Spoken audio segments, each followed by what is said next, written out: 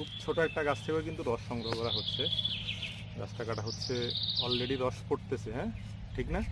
Top top করে পড়তেছে। হ্যাঁ, মাশাআল্লাহ, কাটার সাথে সাথে কিন্তু রস পড়তেছে পুরোটা। সুবহানাল্লাহ, কত আল্লাহ সুবহানাহু ওয়া তাআলার বিশেষ নিয়ামত এটা আমাদের জন্য। সুবহানাল্লাহ, আমাদের অলরেডি রস পড়া শুরু হয়েছে, এই যে কাটার সাথে সাথেই রস পড়া শুরু হয়েছে। সুবহানাল্লাহ,